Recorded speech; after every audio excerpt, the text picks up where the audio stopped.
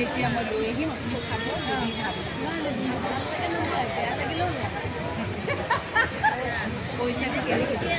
পইচাটো আৰু কিমান দিব লাগিব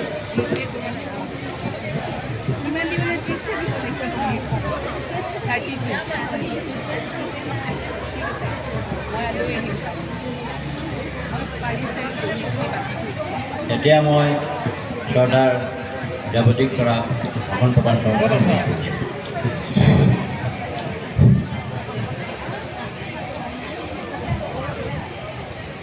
চিৰচেনেহী মোৰ ভাষা জননী পূব গুৱাহাটী বিহু সন্মিলনৰ এই ৬৫ বছৰীয়া ইতিহাসৰ এটা গৌৰৱময় সময়ৰ সাক্ষী আপোনালোক সকলোকে নৱবৰ্ষৰ শুভেচ্ছা নিবেদন কৰিছোঁ। পূব গুৱাহাটী বিহু সন্মিলনৰ সন্মানীয় সভাপতি বিপুল তালুকদাৰ ডাঙৰীয়া, কাৰ্যকৰী সভাপতি নৱ কুমাৰ মজুমদাৰ ডাঙৰীয়া, পল্লৱ বৰা ডাঙৰীয়া, গোবিন্দ শৰ্মা ডাঙৰীয়া, উপসভাপতি কবিতা ভূঞা, ৰন্তু লাহন, ৰাজেন বড়ো, বংকিম দাস ডাঙৰীয়া, সাধাৰণ সম্পাদক সীমান্ত ঠাকুৰীয়া ডাঙৰীয়া, যুটীয়া সম্পাদক মুকুট বৈশ্য, দিবাকৰ কাশ্যপকে মুখ্য কৰি বিষয়ববীয়াসকল, এই সন্মিলনৰ আজীৱন সভ্যসকল, সাংবাদিক বন্ধুসকল, সমবেত সুধী সমাজ, বিহুৰ দিনা এনেদৰে সমবেত হ'বলৈ শিকাটোৱেই অসমীয়া জাতিৰ বাবে এটা গৌৰৱৰ বিষয়। অসমীয়া জাতি ইমান বৃহৎ জাতি, এই জাতিটোৱে এটা দিনত সমবেত হ'বলৈ শিকিলে আৰু যিমান দুখ বেদনা থাকক কিয় তেওঁলোকে আনন্দ কৰিবলৈ শিকিলে। প্ৰত্যেক বছৰে এই দিনটো আহে আৰু এই সময়টোতেই মানুহবিলাকে আনন্দ কৰি লয়। কথাটো হ'ল কি, তেওঁলোকৰ জীৱনৰ দুখবিলাক কলৈ যায়? এই দিনকেইটাত দুখবিলাক কলৈ যায়? কিয় বিদায় দিয়ে দুখবিলাকক?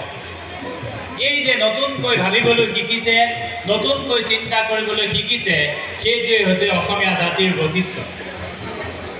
মই সেয়ে অসমীয়া জাতিক প্ৰতিনিধিত্ব কৰা ব্যক্তি হিচাপে গৌৰৱ অনুভৱ কৰোঁ যে অসমীয়া জাতি পৃথিৱীৰ বিখ্যাত বৃহত্তম জাতি। এই জাতিৰ পৰিচয় নিজে দিয়ে, এই জাতিৰ পৰিচয় স্বতঃস্ফূৰ্তভাৱে হয়। জুবিন গাৰ্গৰ মৃত্যুৰ দিনা তাৰ পৰৱৰ্তী সময়ত অসমীয়া জাতিয়ে নিজৰ পৰিচয় দিলে যে হেছটেগ জাষ্টিছ জুবিন গাৰ্গ লিখি অসমীয়া জাতিয়ে বিশ্বৰ অভিলেখ গঢ়িলে। যেনেকৈ ন্যায় বিচাৰি আন্দোলন কৰিব পৰা ডিজিটেল মাধ্যমত ন্যায় বিচাৰি আন্দোলন কৰিব পৰা জাতিটো অসমৰ বিশ্বৰ একমাত্ৰ জাতিটো হৈছে অসমীয়া জাতি। এই জাতিয়ে এনেদৰে বিহু গাবলৈ শিকাটো, এনেদৰে বিহুৰ নামত সমবেত হ'বলৈ শিকাটো আমাৰ কাৰণে গৌৰৱৰ বিষয়। মই পূব গুৱাহাটী বিহু সন্মিলনৰ কাৰ্যকৰ্তাসকলৰ দুটা ভাল বস্তু দেখিলোঁ আৰু সেইটো মই প্ৰকাশ কৰিব বিচাৰিছোঁ যে আমি সেইসকল ব্যক্তিক শ্ৰদ্ধা কৰোঁ যিসকল ব্যক্তিয়ে আমাৰ ল'ৰা ছোৱালীবিলাকক শুদ্ধ পথৰ সন্ধান দি তেওঁলোকক এটা নিৰ্দিষ্ট পথেৰে আগুৱাই লৈ যাব বিচাৰে। পূব গুৱাহাটী বিহু সন্মিলনৰ কাৰ্যকৰ্তাসকলে হয়তো নিজেই হাত চাপৰি বজাব পাৰে যে আমি নৱপ্ৰজন্মৰ প্ৰতিনিধিসকলক অসমীয়া সংস্কৃতি কি সেইটো শিকাবলৈ যত্ন কৰিছোঁ। আজি মই সেই চকীখনত বহি থাকোঁতে নিজেই মৰ্মে মৰ্মে উপলব্ধি কৰিব পাৰিছোঁ যে প্ৰধান সম্পাদক হিচাপে দেৱজিৎ বৰাই কৰিব নোৱাৰা কাম আজি পূব গুৱাহাটী বিহু সন্মিলনে মোৰ চকুৰ আগত কৰি দেখুৱালে।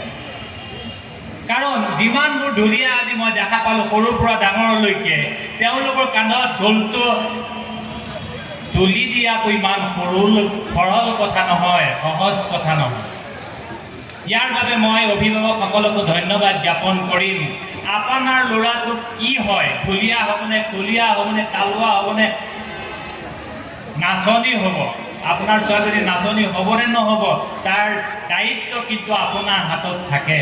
আজিৰ তাৰিখত আপোনালোকৰ ব্যক্তিগত সময়বিলাক, বিহুৰ ব্যস্ততাপূৰ্ণ সময়বিলাক, নিজৰ সময়বিলাক এৰি আপোনালোকে ৰাজহুৱা স্থানত ছোৱালীজনী লৈ ল'ৰাটো লৈ ইয়াত সমবেত হৈছে। সেইটো আটাইতকৈ জাতিৰ কাৰণে আটাইতকৈ ডাঙৰ উপহাৰ। কাৰণ আপোনাৰ ল'ৰাটো ঢুলীয়া বনাবলৈ আনিছে, আপোনাৰ ছোৱালীজনীক নাচনী বনাবলৈ আহিছে। এইটো জাতিটোৰ কাৰণে বিশেষ উপহাৰ হ'ব। সেয়ে মই অভিভাৱকসকলক ধন্যবাদ জ্ঞাপন কৰিছোঁ। আৰু এটা ভাল লগা কথা বিহু সন্মিলনীৰ যে আজি মঞ্চত যিসকল মানুহক দেখা পাইছোঁ, যে মোক সকলে জনোৱা হৈছে যে পতাকা উত্তোলক ডাঙৰীয়া, স্মৃতি তৰ্কক ডাঙৰীয়া, লাই সূতা স্থাপন কৰা বাইদেউগৰাকীও ইয়াত উপস্থিত আছে। ইমান মৰ্যাদা সহকাৰে তেওঁলোকক অৱস্থান কৰোৱা হৈছে মঞ্চত, সেইটো জাতিটোৰ কাৰণে গৌৰৱৰ বিষয়। আমি সমাজতে সততে দেখি থকা বস্তুটো হৈছে কি, মৰ্যাদা আমাক লাগে, আমি মৰ্যাদা আনক নিদিওঁ। কিন্তু মই সকলোতে কৈ থাকোঁ, মৰ্যাদা সকলোৱে দিব লাগিব আৰু সকলোৱে ল'ব লাগিব। বান্দিৰ বাহনী তাৰ ইয়াক এইখন চাফা কৰা মানুহজনীৰ যিটো মৰ্যাদা, আমাৰ সভাপতিৰো সমমৰ্যাদা, আমাৰ সম্পাদকৰো সমমৰ্যাদা হ'ব লাগিব। তেতিয়াহে বৃহত্তৰ অসমীয়া জাতি শক্তিশালী জাতি হিচাপে পৰিগণিত হ'ব পাৰিব। আমি সেই ব্যতিক্ৰমী চিত্ৰখন আজি মই ইয়াতে দেখিবলৈ পালোঁ। চান্দমাৰীত আগতে বিহু চাবলৈ আহোঁ, মই যোৰহাটৰ ল'ৰা, বালিগাঁৱৰ ল'ৰা। যেতিয়া আমি গুৱাহাটীলৈ আহোঁ, গুৱাহাটীত বিহু চাই দম্ভ অহংকাৰ আমাৰ মনলৈ আহে যে ইমান ডাঙৰ আয়োজন দেখিলে আমাৰ মনবিলাক আনন্দিত হৈ পৰে। যে মনে মনে আহোঁ, বিহু সন্মিলন চাওঁ, গান চাওঁ, সাংস্কৃতিক সন্ধিয়া চাওঁ, যাওঁগৈ। কিন্তু আজি আনুষ্ঠানিকভাৱে আহিছোঁ যে অসম সাহিত্য সভাৰ প্ৰতি, অসম সাহিত্য সভাৰ প্ৰধান সম্পাদক হিচাপে আপোনালোকে আমাক নিমন্ত্ৰণ কৰি আনিছে। মই এইটো দেৱজিৎ বৰাৰ প্ৰতি শ্ৰদ্ধা বুলি ভবা নাই, মই ভাবিছোঁ অসম সাহিত্য সভাৰ প্ৰতি শ্ৰদ্ধা। এই শ্ৰদ্ধাই কি কৰিছে জানে? এই আপোনালোকৰ এই শ্ৰদ্ধাই অসমীয়া জাতিটোক সন্মানিত কৰিছে। মই যিখন আসনত বহিছোঁ সেইখন আসনত পদ্মনাথ গোহাঁই বৰুৱা বহিছে, মই যিখন আসনত বহিছোঁ নগেন শইকীয়া ছাৰ বহিছে, মই যিখন আসনত বহিছোঁ আৰু বহুত বৰেণ্য অসমীয়া বহিছে। গতিকে সেই ব্যক্তিসকলৰ সান্নিধ্য কৰি মই আজি আপোনালোকৰ সন্মুখত থিয় হৈছোঁ। মই এই মুহূৰ্তত এটা কথা ক'ম, গগনা উন্মোচনৰ আগমুহূৰ্তত, যে অসমীয়া জাতি আমি শক্তিশালী কৰি ৰাখিব পাৰিব লাগিব। অসমীয়া ভাষা, অসমীয়া সংস্কৃতি, অসমীয়া সাজপাৰ, অসমীয়া খাদ্য যিয়েই নকওক কিয়, এইবোৰ ৰক্ষণাবেক্ষণৰ দায়িত্ব আমি চীনৰ মানুহৰ হাতত, লণ্ডনৰ মানুহৰ হাতত দিলে নহ'ব। এইবিলাক ৰক্ষাৰ দায়িত্ব আমিয়েই ল'ব লাগিব। কাৰণ ইয়াৰ মূল্য আছে, অসমীয়া সাজপাৰৰ যিটো মূল্য আছে, অসমীয়া ভাষাটোৰ মূল্য যি আছে, সেয়া আমিহে উপলব্ধি কৰিব পাৰোঁ। ৰংগং ত্যাগৰ ৰং মিলি হাঁহি ইয়েছে দৰ্জে থংচি সাহসতা মানুহৰ মূল্য আনে বুজি নাপাব যদি ইংৰাজীলৈ অনুবাদ কৰা নহয়। গতিকে ৰংগং ত্যাগৰ ৰং মিলি হাঁহি আমি পঢ়িব লাগিব আৰু সহকতা মানুহৰ সেই উপন্যাসৰ পটভূমি আমি উপলব্ধি কৰিবলৈ যত্ন কৰিব লাগিব। কিন্তু আমাৰ কিছুমান দুৰ্ভাগ্য আছে, আমি কিছুমান কথা চিন্তা নকৰোঁ।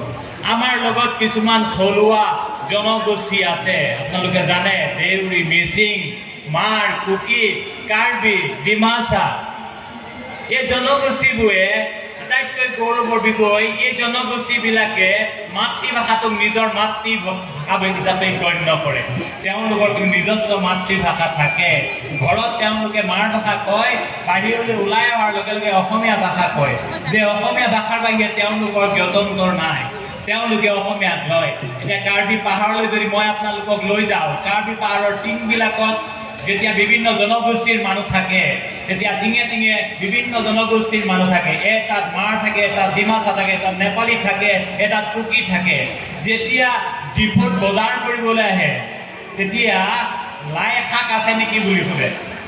লাই শাকৰ দাম কিমান সোধে, মূলাৰ দাম কিমান সোধে। তাৰ মানে অসমীয়া ভাষাত তেওঁলোকে কয়। কিন্তু দুৰ্ভাগ্যৰ বিষয় হ'ল অসমীয়া ভাষীসকলে আমাৰ সদায় লগত লৈ ফুৰা দেউৰী জনগোষ্ঠীৰ মানুহ এজনৰ লগত আমি এটা বাক্যও ক'বলৈ শিকা নাই। দেউৰী ভাষা ইমান সুন্দৰকৈ কৈ দেউৰী জনগোষ্ঠীৰ লোকসমূহে অসমীয়া ভাষী লোকসকলে কিয় আজিলৈকে দেউৰী জনগোষ্ঠীৰ এটা বাক্যও ক'বলৈ শিকা নাই। মিচিং জনগোষ্ঠীসকলক আমি লগতে লৈ ফুৰোঁ। মাহেন্দ্ৰ বাদুন ছাৰ অসমীয়া ভাষাৰ পণ্ডিত, কাৰ্বি আংলঙৰ ৰংবং ত্যান ছাৰ অসমীয়া ভাষা তত্ত্বৰ গৱেষক। গতিকে তেওঁলোকে অসমীয়া ভাষা গ্ৰহণ কৰিব পাৰে, আমি কিয় কাৰ্বি ভাষাত এটা বাক্যও ক'ব নোৱাৰোঁ? এই চিন্তাবিলাক কৰিব